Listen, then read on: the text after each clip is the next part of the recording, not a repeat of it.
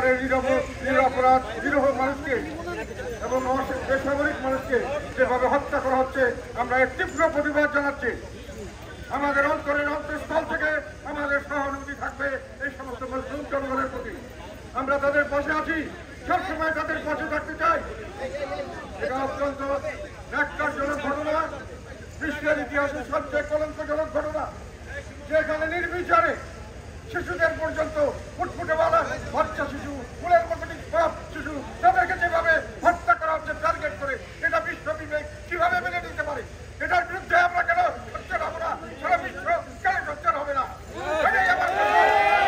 আমরা কি মানুষ নাকি পশু হয়ে গেছি সবাই? আমাদের কি মনুষ্যত্ব চলে গেছে? আমাদের দাঁড়াতে হবে তাদের পাশে।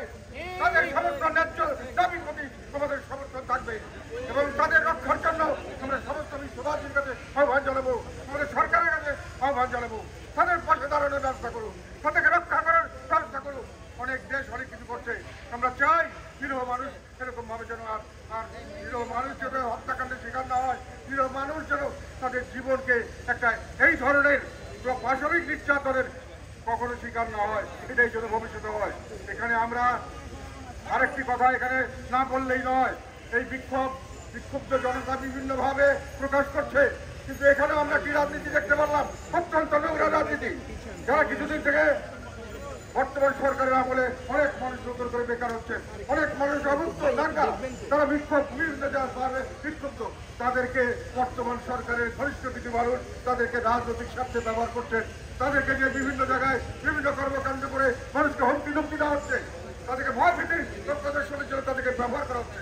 এবং সেই ঘটনা এত বড় একটি পবিত্র যে আমরা বিক্ষোভ করছি, প্রতিবাদ করছি, মানুষের অন্তরের কান্না আমরা যেখানে দেখতে পাচ্ছি, সেখানে আমরা দেখতে পাচ্ছি লুটপাটের ঘটনা, আমরা দেখতে পাচ্ছি বিভিন্নভাবে মানুষকে ভাঙচুর আত্মসংযোগের ঘটনা।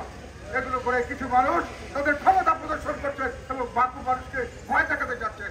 আমরা এই ভয় ভীতিকে পরোয়া করি না। আমরা তাদেরকে ক্লিয়ার করে বলতে চাই, আপনারা আজকে মনে করছেন দূরে আগুন দিলাম, আমি তো সেই আগুনের অসুবিধা হবে না, সুবিধাটা আমি পাবো।